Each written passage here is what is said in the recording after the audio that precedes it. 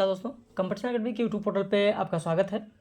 जैसा कि आप जानते हैं कि इस समय आप लोगों के पाठ्यक्रम में एमपीपीएससी के पाठ्यक्रम में जो भी जितनी भी विधाएँ लगी हैं, सभी पर आधारित 200 प्रश्नों की सीरीज लगातार आज चौथा दिन है, कराया जा रहा है रिवीजन।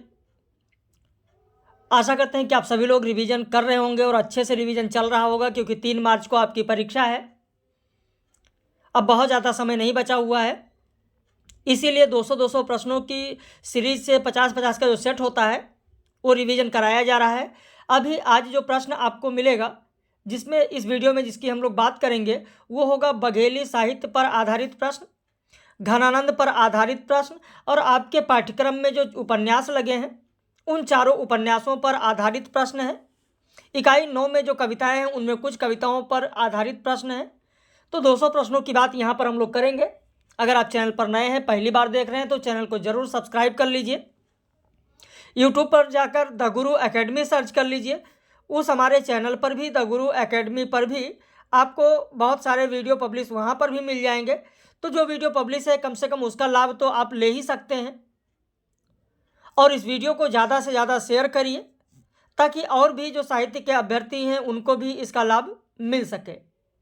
लेकिन अपनी प्रतिक्रिया जरूर व्यक्त कीजिएगा कि लगातार जो आज चौथा दिन है, 4 दिन से आप रिवीजन कर रहे हैं, यह आपके लिए कितना महत्वपूर्ण है, या फिर इससे आपको कितनी सीख मिल रही है, कितनी जानकारी मिल रही है, तथ्य कैसे हैं, जरूर अपनी प्रतिक्रिया आप लोग व्यक्त करें।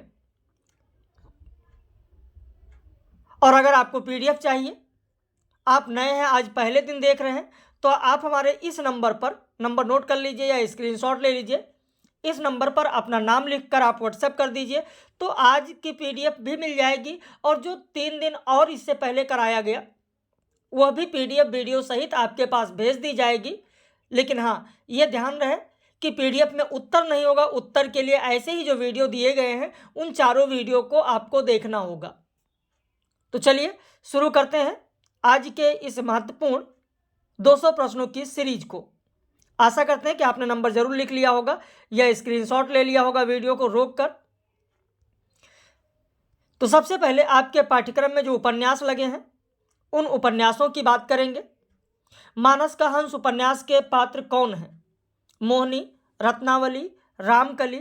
उत्तर हो जाएगा डी, 1, 2, 3, ये तीनों पात्र मानस के हंस के हैं। मानस का हंस में तुलसीदास के साले कौन हैं? उत्तर हो जाएगा बी, गंगेश्वर हैं।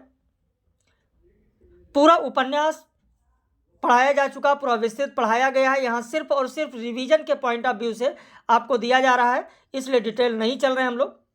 मानस का हंस के अनुसार तुलसीदास का जन्म स्थान राजापुर किसने माना है? तो अमृतलाल नागर ने भी माना, माता प्रसाद गुप्त ने माना और उदय भानु सिंह ने भी माना है।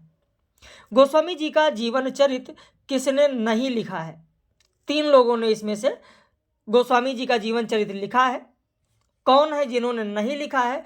तो वह है महेश दत्त। बाकी रघुवर दास ने भी लिखा है, संत तुलसी साहब ने भी लिखा है, बेनी माधव ने लिखा है। गोस्वामी जी का जीवन चरित्र किसने लिखा है?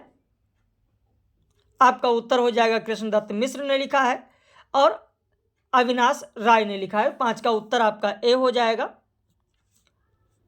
मानस का हंस के अनुसार तुलसी काव्य मीमांसा के लेखक कौन है? उत्तर हो जाएगा डी, उदय भानु सिंह। इसमें जितने प्रश्न आप अभी प्रारंभ में देख रहे हैं या देखें अभी तक 6 प्रश्न तक, ये सब के सब प्रश्न आप देखेंगे मानस का हंस की भूमिका से लिया गया है। मानस का हंस के अनुसार तुलसीदास कितने वर्षों बाद अपने गांव / घर आए थे? उत्तर हो जाएगा डी, 59 वर्ष। मानस का हंस में किस स्थान के अकाल का जिक्र है? उत्तर हो जाएगा ए, कुरुक्षेत्र। मानस का हंस उपन्यास लिखते समय अमृतलाल नागर के लिपिक कौन थे? उत्तर हो जाएगा भगवत प्रसाद पांडे। 9 का सी हो जाएगा। 10 का देखें, तुलसीदास ने किससे कहा कि खरी आलोचना करने में कबीर दास जी मेरे आदर्श हैं? उत्तर हो जाएगा बी, कैलाशनाथ। तुलसीदास जी की सेविका कौन थी?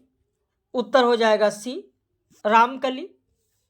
प्रकाशन वर्ष के अनुसार अमृतलाल नागर के उपन्यासों का सही अनुक्रम कौन सा होगा?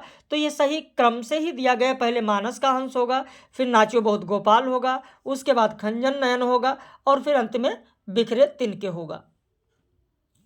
नागर जी ने तुलसी चरित किसके माध्यम से कहलवाया है? तो पूरे मानस के हंस में तुलसी चरित नागर जी ने बेनी माधो से कहलवाया, राजा भगत से कहलवाया, बकरीदी काका से कहलवाया और कैलाश नाथ से भी कहलवाया। तो अमृतलाल नागर ने पूरे मानस के हंस में तुलसी चरित जो है वो इन 4 पात्रों के माध्यम से कहलवाया है। अगला प्रश्न है कि तुलसीदास से किसने कहा था कि मित्र, तुम्हारे जीवन में एक विराट परिवर्तन आने वाला है, तुम निश्चय ही अपनी इष्ट वस्तु को पाओगे? तो ये कहा था गंगाराम ने। 14 का डी हो जाएगा गंगाराम ने। मेरे मर्द को मरे 5 बरस हो गए, पर मेरा मर्द मेरे मन में अब भी बैठा है। बाकी सारे मर्द मेरे लिए वैसे ही हैं जैसे कंकड़ पत्थर, गाय बैल, संग संगाती। ये कथन मानस के हंस में किसने कहा है? उत्तर हो जाएगा सी, रामकली ने कहा है। मानस का हंस के अनुसार तुलसीदास किस पात्र को सिखाया कि जब भी मुंह से गाली निकल जाए तो राम नाम कहकर बैठक लगा लिया करो और आदत छूट जाएगी? तो कहा था उन्होंने मंगलू को। मानस का हंस उपन्यास में पात्र कौन कौन है? तो रविदत्त भी हैं, छैला पंडित भी हैं, बिरजू भी हैं, अनारो भी हैं। उत्तर हो जाएगा डी, क्योंकि आप देखते हैं कभी कभी परीक्षाओं में मुख्य पात्र के अलावा गौड़ पात्र भी पूछ लिए जाते हैं, तो इसलिए गौड़ पात्रों को भी आपको ध्यान रखना है। अब आते हैं बाणभट्ट की आत्मकथा उपन्यास पर। बाणभट्ट की आत्मकथा उपन्यास में किस काल के राजनीतिक स्थितियों का वर्णन है? उत्तर हो जाएगा 7वीं शताब्दी। बाणभट्ट की आत्मकथा में निम्न कथन किसके लिए है कि इतनी पवित्र रूप राशि किस प्रकार इस कलुष धारित्री में संभव हुई? उत्तर हो जाएगा आपका बी, भट्टिनी। बाणभट्ट की आत्मकथा कुल कितने उच्छ्वासों में है? तो 20 उच्छ्वासों में है। उच्छ्वास कहिए या अध्याय कहिए। बाणभट्ट की आत्मकथा में किसकी कथा फ्लैशबैक शैली में है? तो बाणभट्ट की है। बाणभट्ट की आत्मकथा में हजारी प्रसाद द्विवेदी इस रचना के किस अंश को कैथरीन दीदी से मिलने की बात की है? वो जो बात की है वो कहाँ की निवासिनी थी? उत्तर हो जाएगा सी, ऑस्ट्रिया। ऑस्ट्रिया की थी। बाणभट्ट की आत्मकथा में बाणभट्ट का कथन कौन सा नहीं है? भावी जीवन की रंगीन कल्पनाओं में डूबते उतरते मनुष्य को आसपास देखने की फुर्सत कहाँ? लज्जा तो तरुणियों का स्वाभाविक अलंकार है। चिंता में निमग्न मनुष्य अंधा होता है। ये 3 कथन बाणभट्ट की आत्मकथा में बाणभट्ट के हैं। कौन सा नहीं है? तो अपने को निशेष भाव से दे देना ही वशीकरण है।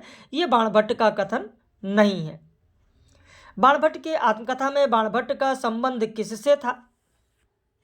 उत्तर हो जाएगा जयंत भट्ट और चित्रभानु भट्ट। बाणभट्ट की आत्मकथा में कौन बौद्ध भिक्षु तार्किक व्यक्ति था? उत्तर हो जाएगा सी, उड्डपति चचेरा भाई जो था। निपुणिका ने बाणभट्ट को क्या समझाया था? उत्तर हो जाएगा डी, कि वह भट्टिनी या किसी जीवित व्यक्ति पर काव्य ना लिखे। बाणभट्ट की आत्मकथा में सुचारिता और उसके पति वीरतव्रज को किसने बंदी बनाया था? उत्तर हो जाएगा ए, हर्षवर्धन ने। मानव देह केवल दंड भोगने के लिए ही नहीं बने हैं आर्य, यह कथन किसका है? उत्तर हो जाएगा सी, सुचारिता का कथन है। प्रश्न संख्या 29 देखें। गोदान उपन्यास में बेलारी और सेमरी के बीच की दूरी कितनी है?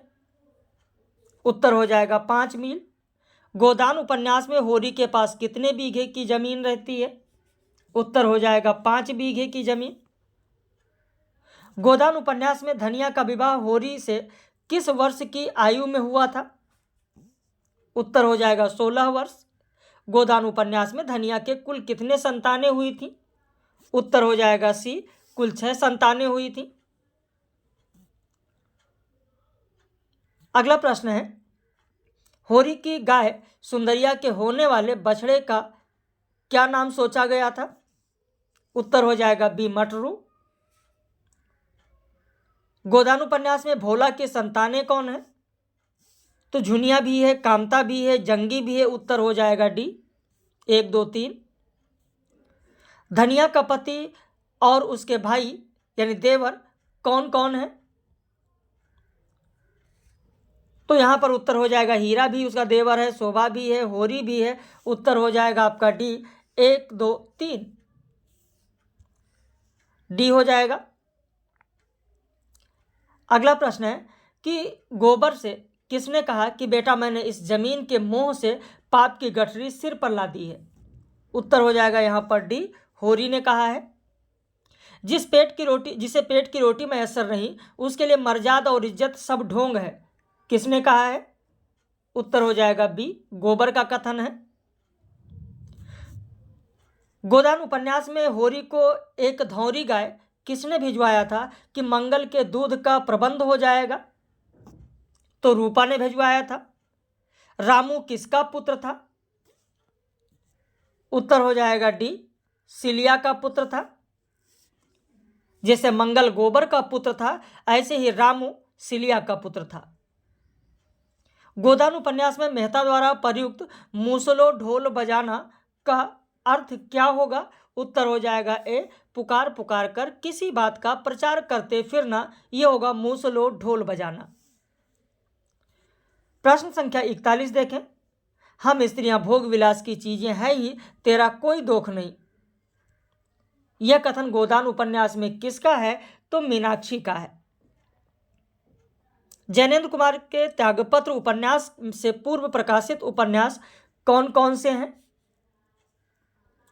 तो इससे पूर्व प्रकाशित उपन्यास परख और सुनीता है, कल्याणी बाद में प्रकाशित हुआ है त्यागपत्र के।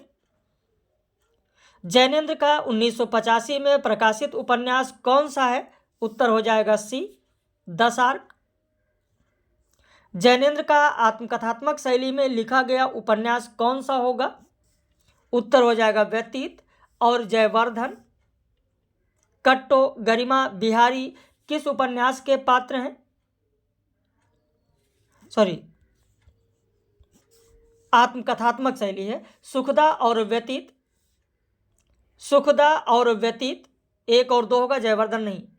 डायरी शैली में कट्टो गरिमा बिहारी किस उपन्यास के पात्र हैं? परख उपन्यास के पात्र हैं। त्यागपत्र उपन्यास का पात्र कौन नहीं है? यहां पर पात्र शायद छूट गया लिखने में। त्यागपत्र उपन्यास का पात्र कौन नहीं है? उत्तर हो जाएगा सी रीना नहीं है।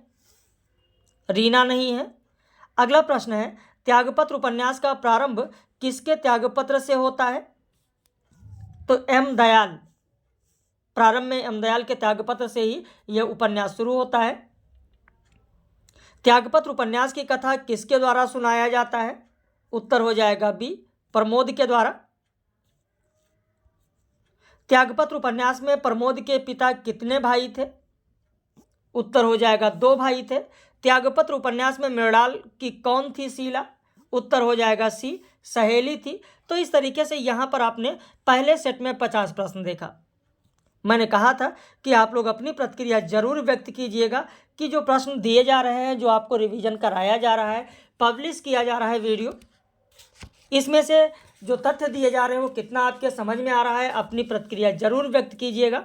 तो आशा करते हैं कि आप लोग अपनी प्रतिक्रिया जरूर व्यक्त करेंगे और वीडियो को ज़्यादा से ज़्यादा शेयर भी करेंगे ताकि और भी जो अभ्यर्थी हैं उनको भी इसका लाभ मिल सके। बालकृष्ण शर्मा नवीन की कविता विप्लव गान किस संग्रह में संकलित है? उत्तर हो जाएगा ए कुमकुम। हम विस्पाई जन्म के काव्य संग्रह में कुल कितने खंड हैं? तो 6 खंड हैं। ये पूरा डिटेल पढ़ाया जा चुका है। 6 खंड हैं तो 6 खंड का नाम क्या होगा, उसमें कौन कौन सी कविताएं हैं, ये सारी चीज़ें मैंने बताया है। हम विस्पाई जन्म के काव्य संग्रह का पहला खंड कौन सा होगा? तो सृजन की ललकारें। हम विस्पाई जन्म के काव्य संग्रह के किस खंड में विप्लव गान कविता संकलित है? प्रलयंकर, प्रलयंकर। अगला प्रश्न है, बालकृष्ण शर्मा नवीन के काव्य संग्रहों का प्रकाशन की दृष्टि से सही अनुक्रम कौन सा होगा? तो ये सही दिया है, पहले क्वासी होगा, फिर विनोबा स्तबन होगा, उसके बाद उर्मिला। अगला प्रश्न है, बालकृष्ण शर्मा नवीन की रचनाओं के बारे में सही कथन क्या होगा? उत्तर हो जाएगा डी 1, 2, 3। उर्मिला खंड काव्य में 6 सर्ग है। उर्मिला खंड काव्य में उर्मिला के जीवन से लक्ष्मण के पुनर्मिलन तक का कथन है। प्रणव खंड काव्य गणेश शंकर विद्यार्थी के बलिदान पर है। देखिए, कभी कुछ ऐसी तान सुनाओ, पहले ये पंक्ति लिखी गई थी जो कि कुमकुम में थी, क्योंकि अभी कुछ लोग फिर कंफ्यूज हो जाएंगे, इसलिए बता दें। कभी कुछ ऐसी तान सुनाओ, इस शीर्षक से पहले काव्य संग्रह कुमकुम में एक कविता है, बाद में इसका शीर्षक किया गया विप्लव गान, और जब विप्लव गान किया गया तब वो प्रलयंकर में संकलित की गई बाद में। तो इसलिए ध्यान रखना, विप्लव गान कविता में लेखक ने दिल को मसल मसल क्या रचने की बात करता है? उत्तर हो जाएगा बी मेहंदी। सुभद्रा कुमारी चौहान की कौन सी कविता मुकुल काव्य संग्रह में संकलित नहीं है? अब यहां पर देखें कौन सी कविता नहीं संकलित है। उत्तर हो जाएगा वीरों का कैसा हो बसंत, यह मुकुल में नहीं है। अब इसका मतलब कि मुकुल में आपका है आत की अभिलाषा, मुकुल में है जलियांवाला बाग में बसंत, मुकुल में संकलित है झांसी की रानी। अब कुछ लोग कहेंगे सर आपने पढ़ाया और टेस्ट सीरीज जो दिया है उसमें यह नहीं बताया कि झांसी की रानी किस में संकलित है, जलियांवाला बाग में बसंत किस में संकलित है। थोड़ा आप लोग भी अपना दिमाग लगाएं, सीधे प्रश्न में जो लिखा है उस पर जब ध्यान देंगे, अच्छे से पढ़ेंगे, तो वो सारी चीज़ें आपको याद भी होंगी, रिवाइज भी होगा। भाई जब सीधे सीधे प्रश्न है कि सुभद्रा कुमारी चौहान की कौन सी कविता मुकुल काव्य संग्रह में संकलित नहीं है, तो वीरों का कैसा हो बसंत मुकुल में नहीं है। इसका मतलब बाकी जो 3 है वो किस में है? मुकुल में है। वीरों का कैसा हो बसंत कविता में किस अतीत का जिक्र आया है? तो लंका दहन का आया है, कुरुक्षेत्र का आया है और हल्दी घाटी का आया है। वीरों का कैसा हो बसंत कविता के अंतिम बंध में किन कवियों का नाम आया है? तो भूषण और चंद का नाम आया है। उत्तर हो जाएगा ए 1 और 2। जलियांवाले बाग में बसंत कविता में जलियांवाला बाग को क्या कहा गया है? उत्तर हो जाएगा सी शोक स्थान कहा गया है। अगला प्रश्न है कि झांसी की रानी कविता के पहले बंद में कैसा भारत कहा गया है? तो बूढ़ा भारत कहा गया है। झांसी की रानी के अनुसार रानी लक्ष्मीबाई अपने पिता की कौन सी संतान थी? तो इकलौती संतान थी। भवानी प्रसाद मिश्र का गीत फरोश कविता किस वर्ष का है? प्रश्न संख्या 14 देखें। उत्तर हो जाएगा डी 1947 का है। गीत फरोश कविता संग्रह में कब से कब तक की कविताएं संकलित हैं, जिसमें से 2 इसके अपवाद हैं, गीत फरोश और शब्दों के महल। इन 2 कविताओं को छोड़कर बाकी शेष कविताएं कब से कब तक की संकलित हैं? तो 1930 से लेकर 1945 तक, यानी 15 वर्षों की कविताएं संकलित हैं। गीत फरोश काव्य संग्रह की कविताएं कौन सी हैं? तो यहाँ पर आपका उत्तर हो जाएगा सन्नाटा भी है, सतपुड़ा के जंगल भी है, रक्त बीज भी है। ये 3 के तीनों कविताएं आप देखेंगे तो गीत फरोश काव्य संग्रह में संकलित हैं। अगला प्रश्न है कि भवानी प्रसाद मिश्र की 1936 में लिखी कविताएं कौन सी हैं? तो अनुभव भी 1936 में लिखा गया, फूल और दिन, सन्नाटा, बाहर की होली।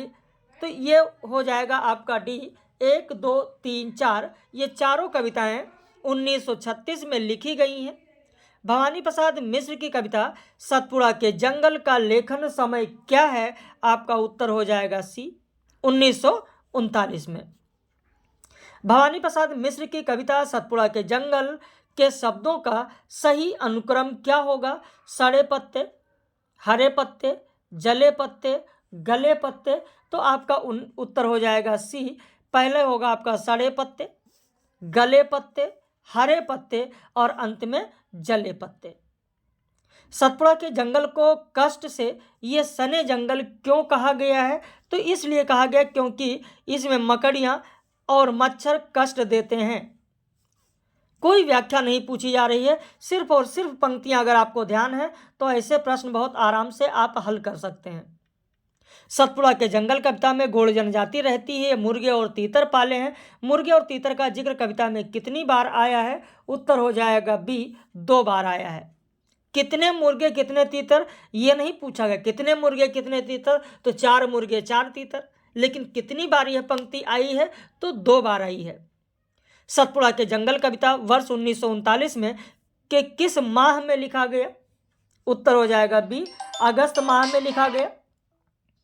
वीडियो आप देख रहे हैं, अगर प्रश्न आपके नहीं सही हो रहे तो घबराने की ज़रूरत नहीं है। यहाँ पर आपको रिवीजन करना है, यहाँ पर आपको चीज़ों को सीखना है, तो इसलिए अंत तक बने रहें, चीज़ों को देखें और अपनी प्रतिक्रिया जरूर व्यक्त करें कि ये जो प्रश्न दिए गए ये आपको प्रश्न कैसे लगे। अब तक आपने जो पढ़ा है वो क्या इन तथ्यों पर आपने ध्यान दिया है? भवानी प्रसाद मिश्र लिखित सन्नाटा कविता किस विषय पर आधारित है? उत्तर हो जाएगा प्रेम। गीत फरोज कविता में गीत बेचना क्या बताया गया है? तो पाप बताया गया है गीत बेचना। मुक्तिबोध के संग्रह भूरी भूरी खाकधूल में संकलित कविताएं कौन सी हैं? तो भूरी भूरी खाकधूल में वो मसीहा भी है, कहने दो उन्हें जो यह कहते हैं, नया आदमी, यह भी संकलित है। यानी जो आपके पाठ्यक्रम में है कि कहने दो उन्हें जो यह कहते हैं, किस में संकलित है? तो भूरी भूरी खाकधूल में। ब्रह्म राक्षस कविता में ब्रह्म राक्षस को झुककर नमस्ते कौन करता है? तो सूर्य करता है।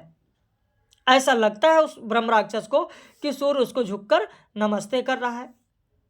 ब्रह्म राक्षस कविता में ब्रह्म राक्षस के अनुसार वंदना की चांदनी उसे क्या मानती है? तो उसे ज्ञान का गुरु मानती है ब्रह्म राक्षस को, ऐसा ब्रह्म राक्षस को महसूस होता है। ब्रह्म राक्षस कविता में ब्रह्म राक्षस की मृत्यु की तुलना किससे की गई है? उत्तर हो जाएगा मरे पक्षी सा। जब ब्रह्म राक्षस कविता पढ़ेंगे तो लास्ट में जाइए, अंतिम अगर आपके पास कविता है तो अंतिम पंक्ति देखिए, वहां पर आपको मिल जाएगा। शरद जोशी की गद्य रचनाएं कौन सी हैं? तो जीप पर सवार इल्लियां भी हैं, यत्र तत्र सर्वत्र भी है, नदी में खड़ा कवि भी है। शरद जोशी के व्यंग कौन से हैं? तो घाव करे गंभीर भी है, हम भ्रष्टन के भ्रष्ट हमारे भी है, राह किनारे बैठिए भी है। रमेश चंद्र शाह का उपन्यास कौन सा है? उत्तर हो जाएगा उकाव हुलार। रमेश चंद्र शाह का कविता संग्रह कौन सा है? उत्तर हो जाएगा सी, कछुए की पीठ पर। रमेश चंद्र शाह की डायरी विधा की रचना कौन सी नहीं है? उत्तर हो जाएगा मारा जाई खुसरो। यह डायरी विधा की रचना नहीं है। हाँ, ये सभी रचनाएं रमेश चंद्र शाह की हैं, लेकिन डायरी विधा की कौन सी नहीं है? रमेश चंद्र शाह ने कैथलीन की कविताओं का अनुवाद किस शीर्षक से किया है? उत्तर हो जाएगा छंद और पक्षी। रमेश चंद्र शाह ने अकेला मेला में किसके प्रति कृतज्ञता व्यक्त की है? उत्तर हो जाएगा आपका वीरेंद्र कुमार जैन और मुक्तिबोध के प्रति, बी हो जाएगा। अगला प्रश्न आप देखें, अकेला मेला में पहला लेख किस वर्ष का है? उत्तर हो जाएगा 1969 का है। अकेला मेला रचना में ऐसे को उदार जगमाही किसके लिए कहा गया है? तो नामवर सिंह के लिए कहा गया है। अकेला मेला में विनोद कुमार शुक्ल के किस उपन्यास का जिक्र आया है? उत्तर हो जाएगा नौकर की कमीज। निम्न में से इंदौर में स्थापित पीठ कौन सी है? तो इंदौर में स्थापित पीठ है राजेंद्र माथुर पीठ और बाल साहित्य पीठ। मध्य प्रदेश साहित्य अकादमी द्वारा वीर सिंह देव पुरस्कार किस विधा के लिए दिया जाता है? उत्तर हो जाएगा उपन्यास विधा के लिए। मध्य प्रदेश साहित्य अकादमी द्वारा प्रादेशिक पुरस्कारों में नंद दुलारे वाजपेयी पुरस्कार किसके लिए दिया जाता है? उत्तर हो जाएगा ए, नाटक के लिए। अगला प्रश्न है कि साक्षात्कार मासिक पत्रिका का संपादन किसके द्वारा होता है? उत्तर हो जाएगा मध्य प्रदेश साहित्य अकादमी के द्वारा। कई किताबों में आपको हिंदी ग्रंथ अकादमी मिलेगा, लेकिन सही उत्तर होगा ए, मध्य प्रदेश साहित्य अकादमी। निराला सृजन पीठ की स्थापना वर्ष क्या होगा? उत्तर हो जाएगा बी 1970। तुलसी अकादमी कहाँ पर स्थित है? उत्तर हो जाएगा बी भोपाल में। संतोष सिंह बुंदेला के रचनाओं की प्रवृत्तियां कौन कौन सी हैं? तो यहाँ पर नारी जीवन की कठिनाइयों को सरल शब्दों में व्यक्त करना ये भी है। उनकी रचनाओं में देश प्रेम और प्रकृति प्रेम भी है। सामाजिक बुराइयों पर भी उन्होंने अपनी लेखनी चलाई है, तो डी हो जाएगा। माधव शुक्ल मनोज का प्रथम कविता संग्रह कौन सा होगा? तो होगा सिकता कण, जो कि खड़ी बोली में है। मान लिया पूछा जाए कि सिकता कण किस बोली में है, किस बोली का कविता संग्रह है? तो खड़ी बोली का है। माधव शुक्ल मनोज का 1991 में प्रकाशित संग्रह कौन सा है? उत्तर हो जाएगा नीला बिरछा। अगला प्रश्न है कि मैं उपस्थित हूं यहाँ काव्य संग्रह किस मालवी / बघेली साहित्यकार का है? तो बाल कवि बैरागी का है। किस बघेली लोक कवि की अधिकतर कविताएं पर्यावरण को समर्पित हैं? उत्तर हो जाएगा बाबूलाल दाहिया। अमोल बटरोही के बारे में सही कथन कौन सा है? तो हिमालय केरी कन्या इनका काव्य संग्रह सही है। वह खुले दिल के हंसोड़ कवि माने जाते थे, यह भी सही है। हम बोलब इनकी प्रमुख कविताओं में है। तो आपका उत्तर हो जाएगा डी 1, 2, 3। तो 100 प्रश्न यहाँ तक हो गए। अब इसके बाद में 50-50 प्रश्नों की 2 सेट हो गई। अब आते हैं हम लोग बघेलखंड की बात कर लेते हैं, बघेली बोली की बात कर लेते हैं, उनके कवियों की बात कर लेते हैं। बघेलखंड की साहित्य परंपरा में प्रस्थान बिंदु के रूप में कौन सी रचना मानी जाती है? तो आल्हाखंड और सारावली मानी जाती है। आल्हाखंड और सारावली। राम रसिकावली किसकी रचना है? तो रघुराज सिंह की है राम रसिकावली। राम रसिकावली में किसका उल्लेख है? उत्तर हो जाएगा सेन का उल्लेख है। रसनिधि की रचना कौन सी नहीं है? उत्तर हो जाएगा विश्वनाथ प्रकाश। छैल मनमोहन की छवि में ढकी ही छिन उपर्युक्त पंक्ति किस बघेली कवि की है? तो ब्रजेश की है। 5 का सी हो जाएगा। विंध्य में साहित्य सृजन किस शताब्दी के चरमोत्कर्ष पर था? उत्तर हो जाएगा 19वीं शताब्दी। विश्वनाथ सिंह की हिंदी रचना कौन सी नहीं है? शब्दों पर आपको ध्यान देना है। सुमार्ग स्त्रोत पूरा डिटेल जब लेक्चर मैंने कराया बघेली में, तो कौन किसका है, क्या प्रवृत्तियां हैं, कौन कौन सी रचना है, सारी चीज़ें मैंने पढ़ाया है। यहाँ पर सिर्फ प्रश्नों को हम लोग लेकर चल रहे हैं। विश्वनाथ सिंह की हिंदी रचनाएं कौन सी हैं? उत्तर हो जाएगा आपका डी 1, 2, 3, 4 व्यंग प्रकाश भी है, और आहिक अष्टयाम भी है, ध्रुवाष्टक भी है, अवधनगर का वर्णन भी है। विश्वनाथ सिंह की रचना कौन सी नहीं है? तो उत्तर हो जाएगा रामतीर्थ की टीका विश्वनाथ सिंह की रचना नहीं है। महाराज रघुराज सिंह की रचना कौन सी है? उत्तर हो जाएगा आपका तीनों है। रुक्मणी परिणय भी है, भ्रमर गीत भी है, और विनय पत्रिका भी है। महाराज रघुराज सिंह की रचना कौन सी है? तो रामाष्टयाम है और नर्मदाष्टक है। नर्मदाष्टक जो है ये बहुत ही महत्वपूर्ण है, पूछा जा सकता है, इस पर विशेष ध्यान आप रखिएगा। महाराज रघुराज सिंह की रचना कौन सी नहीं है? यानी 3 रचनाएं महाराज रघुराज सिंह की हैं। राधा वल्लभी भाष्य रघुराज सिंह का नहीं है। तो परम प्रबोध है, व्यंग्यार्थ चंद्रिका है, हनुमान चरित है, ये तीनों रघुराज सिंह की हैं। युगल विनोद किसकी रचना है? उत्तर हो जाएगा मधुकर अली की है, जिनका नाम छोटे लाल सिंह है, मधुर अली। वियोगी हरि की रचनाएं कौन सी हैं? तो प्रेमांजलि, प्रेम पथिक, प्रेम शतक, प्रेम परिचय, ये सभी की सभी रचनाएं वियोगी हरि की हैं। वह शक्ति हमें दो दयानिधि, यह काव्य पंक्ति किसकी है? उत्तर हो जाएगा परशुराम पांडे की है। यह बहुत ही महत्वपूर्ण है आप लोगों के लिए। बघेली लोक साहित्य की लेखिका कौन नहीं है? तो माधुरी पांडे नहीं है, 16 का ए हो जाएगा। कीर्ति कुमारी की रचना कौन सी नहीं है? उत्तर हो जाएगा ज्ञान परीक्षा नहीं है। कीर्ति कुमारी की रचना कौन सी नहीं है? उत्तर हो जाएगा कीर्ति पताका नहीं है। भाई कीर्तलता, कीर्त पताका, ये सब तो आपने पढ़ा ही होगा पदावली विद्यापति की। बघेली में किसकी सूक्तियां लोककंठ में आज भी बसती हैं? उत्तर हो जाएगा बी, बैजनाथ बैजू की। बघेली की लोक कथाएं और लोकोक्तियों का संकलन किसने किया है? तो रामदास प्रधान ने किया है। बघेली लोकगीतों का संकलन किसने किया है? उत्तर हो जाएगा लखन प्रताप सिंह ने किया है। बघेली कवि शेषमणि रायपुरी की रचनाएं कौन सी हैं? तो बागी की डायरी है, कैकेयी खंड काव्य, ये दोनों रचनाएं शेषमणि रायपुरी की हैं। प्यासी मीन उपन्यास के बघेली लेखक कौन है? उत्तर हो जाएगा बी, सिद्ध विनायक द्विवेदी, ये भी बहुत ही महत्वपूर्ण है। विंध्य और ऋषि अगस्त की मिथक पर आधारित रचना कौन सी है? तो वह है शैल रेखा। जापानी हाइकू के तर्ज पर बघेली हाइकू किसने लिखा है? उत्तर हो जाएगा आदित्य प्रताप सिंह ने लिखा है। बघेली लोक साहित्य में व्यंग्य विधा की नींव किसने रखा? तो पंडित हरिदास ने रखा।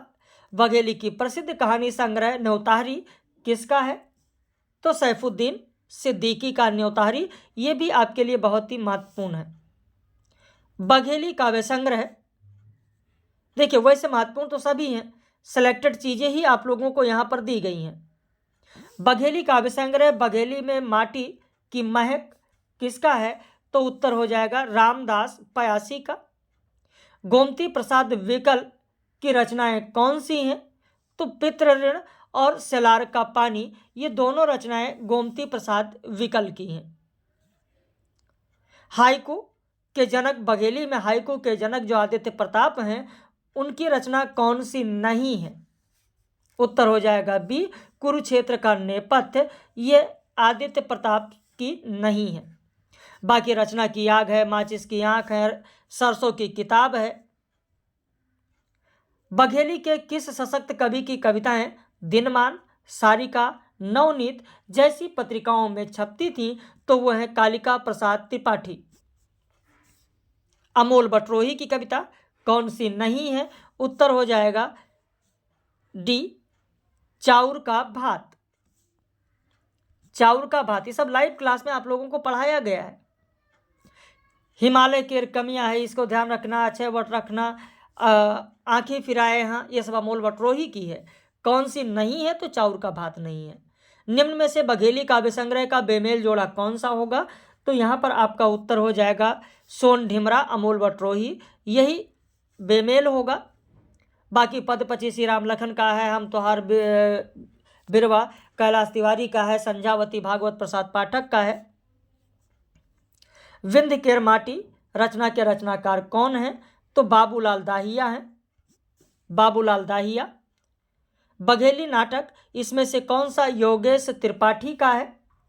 तो उत्तर हो जाएगा कागज पर लिखी मौत भी है, हस्ताक्षर भी है, मुझे अमृता चाहिए ये भी है, यानी 1 2 3 तीनों होगा। बघेली रचना छाहूर के लेखक कौन है? उत्तर हो जाएगा योगेश त्रिपाठी। बहुत ही महत्वपूर्ण है कि छाहूर के लेखक कौन है। निम्न में से कौन सी बघेली कहानी सैफुद्दीन सिद्दीकी की नहीं है? तो यहाँ पर आपका उत्तर हो जाएगा सी, सोन चिरैया। बाकी दुल्हन के डोली है, धीरजिया है, हरवाही प्रथा है, ये सब सैफुद्दीन की कहानियाँ हैं। डॉक्टर रश्मि शुक्ला की बघेली कहानी कौन सी है? तो सिंदूर केर बोझ और गांव कैत, ये आपका रश्मि शुक्ला ने लिखा है बघेली कहानी। राम नरेश सिंह की कहानी कौन सी नहीं है? उत्तर हो जाएगा माई का मंदिर, राम नरेश सिंह का नहीं है, डी हो जाएगा। किस्सा एक गांव के बघेली कहानी किसकी है? उत्तर हो जाएगा चंद्रिका प्रसाद की है। बुंदेलखंड का लोक नृत्य कौन सा नहीं है? कौन सा लोक नृत्य नहीं है? तो आपका हो जाएगा ए, मटकी नहीं है। बाकी कलश, बधाइयाँ, सहरा, ये सब बुंदेलखंड का ही लोक नृत्य है। अगला प्रश्न है कि बघेलखंड का लोक गायन कौन सा है? उत्तर हो जाएगा बसदेवा भी है, बिरहा भी है, फाग भी है, विदेशिया भी है। ये सब के सब बघेलखंड का है। बघेलखंड का लोक नृत्य कौन सा है? तो दोगरा, केहरा, केमाली, ये तीन के तीनों बघेलखंड के लोक नृत्य हैं। लांगुरिया लोक नृत्य कहाँ का है? ये बहुत ही महत्वपूर्ण है। चंबल का जो लांगुरिया है ये बहुत ही महत्वपूर्ण है। उदय और विकास काव्य किस बुंदेली कवि का है? उत्तर हो जाएगा बी, रामचरण हयारण मित्र। रामचरितमानस का बुंदेली अनुवाद किसने किया है? बहुत ही महत्वपूर्ण है। उत्तर हो जाएगा द्वारकेश मिश्र ने किया है। अब तो आप लोगों को रट ही गया होगा, जो हमारे पेड मेंबर्स हैं उनको तो ये सारी चीज़ें रट गई होंगी, एक एक करके पढ़ाया गया। पानी पानीदार बुंदेली काव्य किसका है? उत्तर हो जाएगा सीता किशोर खरे का है। झांसी की रानी महाकाव्य किस बुंदेली लेखक ने लिखा है? तो उत्तर हो जाएगा द्वारकेश मिश्र ने लिखा है। प्रश्न संख्या 49 देखें। बुंदेली लेखक भैयालाल व्यास की रचना कौन सी नहीं है? उत्तर हो जाएगा सी, बुंदेलिन महाकाव्य। इसमें से किसने बुंदेली शोध संस्थान की स्थापना की थी? उत्तर हो जाएगा रामचरण हयारण मित्र ने की थी। तो 150 प्रश्न यहाँ तक हो गए। अब इसके बाद में चौथी सीरीज में हम लोग आते हैं, जिसमें घनानंद की बात करेंगे। निम्बार्क संप्रदाय में दीक्षित होने के बाद घनानंद का सखी भाव नाम क्या पड़ा था? उत्तर हो जाएगा डी, बहुगुणी नाम पड़ा था। घनानंद के पदों का संकलन सुंदरी तिलक का संपादन किसने किया था? भारतेंदु ने किया था। घनानंद के अलावा और किसके प्रेमिका का नाम सुजान था? तो बोधा के प्रेमिका का नाम। निम्न में से सही कथन कौन सा होगा? रस के साक्षात अवतार घनानंद कहे जाते हैं। सही है। घनानंद को धूम धड़ाका पसंद नहीं है। सही है। तो पहला दूसरा सही होगा। ये बोधा के बारे में है। घनानंद को किसने कहा कि वे मन के राजा थे? मन के राजा थे। प्रश्न संख्या 5 देखें तो उत्तर हो जाएगा बी, बच्चन सिंह ने हिंदी साहित्य के दूसरे इतिहास में कहा। घनानंद रूप का संबंध गुण से भी जोड़ते हैं। रीतिकाल का कोई अन्य कवि नायिका को नृत्य गीत वाद्य से नहीं जोड़ता है। किसने कहा है? तो बच्चन सिंह ने कहा है। बच्चन सिंह ने कहा है। घनानंद ने सुजान शब्द का प्रयोग किसके लिए किया है? सुजान शब्द का प्रयोग तो सुजान नर्तकी के लिए भी किया है और कृष्ण के लिए भी किया है। घनानंद कलाकार हैं, कलावादी नहीं, किसने कहा है? तो विश्वनाथ त्रिपाठी ने हिंदी साहित्य के सरल इतिहास में कहा है। घनानंद की रचनाएं कौन कौन सी हैं? तो सुजान बेली भी है, सुजान वियोग बेली भी है और प्रेम सरोवर भी है। यानी उत्तर हो जाएगा डी, 1, 2, 3। हिंदी के इतने सारे कवियों के बीच घनानंद एकमात्र ऐसे कवि हैं जो अपनी वेदना से रो रहे हैं, किराए के आंसुओं से नहीं। कथन किसका है? उत्तर हो जाएगा बी, रामधारी सिंह दिनकर। रीतिकाल की बौद्धिक विरहानुभूति, निष्प्राणता और कुंठा के वातावरण में घनानंद की पीड़ा की टीस सहसा हृदय को चीर देती है। यह कथन किसका है? उत्तर हो जाएगा रामधारी सिंह दिनकर का है। घनानंद के कवित्व में, यानी घनानंद ग्रंथावली जो विश्वनाथ त्रिपाठी का है, उस पर कहा गया कि घनानंद के कवित्व में पहला छंद कौन सा है? तो पहला छंद है मनहरण छंद। 12 का ए हो जाएगा। पहला छंद कौन सा है? मनहरण है। कवित्व छंद के बाद घनानंद का दूसरा प्रिय छंद कौन सा है? उत्तर हो जाएगा डी, सवैया। तो प्रश्न ऐसा भी बन सकता है कि घनानंद का प्रिय छंद कौन सा है? तो कवित्व। लेकिन कवित्व के बाद दूसरा प्रिय छंद कौन सा है? तो सवैया। घनानंद की रचना वियोगवेली में किस छंद की प्रधानता है? तो सुमेरु छंद की प्रधानता है। घनानंद की रचना गोकुल विनोद में किस छंद की प्रधानता है? उत्तर हो जाएगा बी, शोभन। अगला प्रश्न है कि तुलसी का चातक दृष्टांतात्मक है तो घनानंद का रचनात्मक और संवेदनात्मक, यह कथन किसका है? तो उत्तर हो जाएगा आपका सी, बच्चन सिंह का है। घनानंद का मौन विरोध की प्रयुक्ति है, न कि उसके प्रयोग की आधुनिक तकनीक, कथन किसका है? तो यह भी बच्चन सिंह ने हिंदी साहित्य के दूसरे इतिहास में उन्होंने कहा है। ये साक्षात रसमूर्ति हैं और ब्रज भाषा के प्रधान स्तंभों में है। यह कथन रामचंद्र शुक्ल ने किसके लिए कहा है? तो घनानंद के लिए कहा है। प्रेम का ऐसा प्रवीण और धीर पथिक तथा जबादानी का ऐसा दावा रखने वाला ब्रज भाषा का दूसरा कवि नहीं हुआ है। यह घनानंद के बारे में किसने किया? तो ये तो बहुचर्चित कथन है, आचार्य रामचंद्र शुक्ल का है। घनानंद ने न तो बिहारी की तरह विरहताप को बाहरी माप से मापा है और न बाहरी उछल कूद दिखाई है। उनकी मौन मधी पुकार है। कथन किसका है? आचार्य रामचंद्र शुक्ल ने हिंदी साहित्य के इतिहास में कहा है। प्रश्न संख्या 21 देखें कि घनानंद का प्रिय अलंकार कौन सा है? उत्तर हो जाएगा सी, विरोधाभास। रामस्वरूप चतुर्वेदी ने घनानंद की तरह मौन की पुकार किसके कविता में बताया है? उत्तर हो जाएगा सी, अज्ञेय की कविता में। घनानंद प्रेम के गंभीर कवि हैं। वियोग में सच्चा प्रेमी जो वेदना सहता है, उसके चित्त में जो विभिन्न तरंगें उठती हैं, उनका चित्रण घनानंद ने किया है। कथन किसका है? तो विश्वनाथ त्रिपाठी का है। हिंदी साहित्य के सरल इतिहास में उन्होंने कहा है। घनानंद प्रेम की यातना के कवि हैं। किसने कहा है? बच्चन सिंह ने कहा है। घनानंद के बारे में विश्वनाथ प्रसाद का कथन कौन सा है? तो यहाँ पर ये दोनों कथन विश्वनाथ प्रसाद के हैं, जो हिंदी साहित्य के सरल इतिहास में कही गई हैं कि ये स्वच्छंद कवि हृदय की दौड़ के लिए राजमार्ग चाहते थे, रीत के सकरी गली में धक्कम धक्का नहीं। ये कविता की नपी तुली नाली न खोदने वाले थे। ये काव्य का उत्स प्रवाहित करने वाले या मानस रस का उन्मुक्त दान करने वाले थे। प्रकाशन के अनुसार घनानंद के संग्रहित रचनाओं का सही अनुक्रम कौन सा होगा? उत्तर हो जाएगा बी, 1 2 3 4। पहले सुंदरी तिलक होगा, सुंदरी तिलक 1968 में, और उसके बाद में सुजान शतक हो जाएगा 70 में, फिर सुजान सागर हो जाएगा 1897 में, और वियोग वेली 1907 में। नागरिक प्रचारणी सभा से घनानंद की प्रकाशित रचनाएं कौन सी हैं? तो वियोग वेली, विरह लीला, रसखान और घनानंद ये नागरिक प्रचारणी सभा से प्रकाशित हुई थी। घनानंद के जीवन पर किन रचनाओं से प्रकाश पड़ता है? उत्तर हो जाएगा भक्तमाल से, शिव सिंह सरोज से भी और साहित्य भूषण से भी। घनानंद के जीवन पर किन रचनाओं से प्रकाश पड़ता है? तो गारसादा तासी की रचना से भी, ग्रियर्सन से भी और राधाचरण गोस्वामी की रचना से भी। तो 28 और 29 दोनों में डी होगा। स्रोत जो 6 दिए गए हैं उन्हें जरूर ध्यान रखिएगा। घनानंद का जन्म और जीवन के बारे में सही कथन कौन सा है? उनका जन्म बुलंदशहर के आसपास हुआ था, सही है। वह मोहम्मद शाह के दरबार में मीर मुंशी थे, सही है। वह क्षत्रिय वंश में पैदा हुए थे, गलत है। कायस्थ में थे। वह कविता में निपुण थे, सही है। सिद्ध संगीतकार थे। घनानंद को निम्बार्क संप्रदाय में किसने दीक्षा दी थी? तो आपका उत्तर हो जाएगा सी, वृंदावन देव ने घनानंद को निम्बार्क संप्रदाय में दीक्षा दी थी, और दीक्षा के बाद ही उनका नाम बहुगुनी पड़ा था।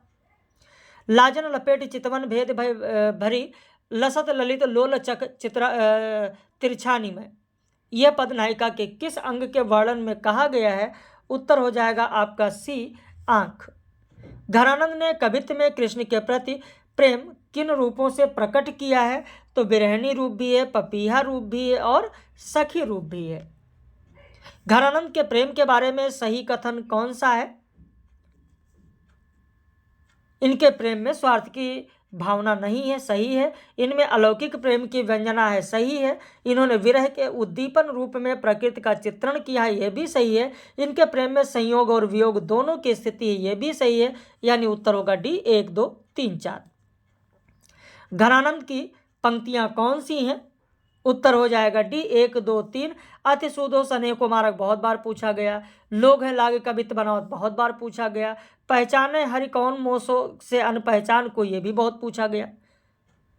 तो इस तरीके से इस सीरीज में 35 प्रश्न थे, यानी कुल प्रश्नों की संख्या 185 थी। 185 कुल हो पाई, 15 प्रश्न इसमें कम रह गए। खैर, आप अगर चैनल पर नए हैं, आपको भी ये PDF चाहिए और लगातार जो आज चौथा दिन है, इससे पहले जो PDF 1 2 और 3 दी गई उसे भी अगर आपको चाहिए तो आप इस नंबर पर अपना नाम लिखकर व्हाट्सएप कर दीजिए, आपको भी मिल जाएगा। वीडियो को ज़्यादा से ज़्यादा शेयर करिए और बाकी 3 मार्च की जो परीक्षा है उसके लिए आप लगे रहिए, मेहनत करिए। ईश्वर आपको आपकी मंजिल तक पहुंचाए, आपको कामयाब करे, आप लोग सफल हो। आप लोग जिस तरीके से, जितना आप लोगों ने मेहनत किया, जितना आपको पढ़ाया गया, लगातार रिवीजन कराया गया, आशा करते हैं कि उसी के अनुरूप आप भी चलते रहे होंगे और तैयारी आपकी अच्छी हो गई होगी। तो हम लोग फिर मिलेंगे ऐसी ही सीरीज में अन्य किसी दिन। लेकिन चैनल अभी तक सब्सक्राइब नहीं किया है तो सब्सक्राइब कर लीजिए और द गुरु एकेडमी आप जाकर यूट्यूब पर सर्च कर लें, वहाँ पर भी कई वीडियो आपको पब्लिश मिल जाएंगे। हो सकता है कि आप उसको देखकर भी लाभान्वित हों।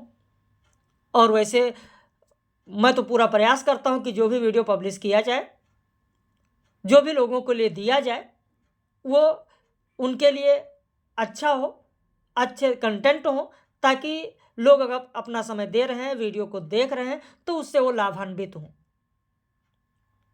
तो हम लोग फिर मिलेंगे ऐसे ही किसी महत्वपूर्ण वीडियो में। आपने अंत तक देखा, बहुत बहुत धन्यवाद।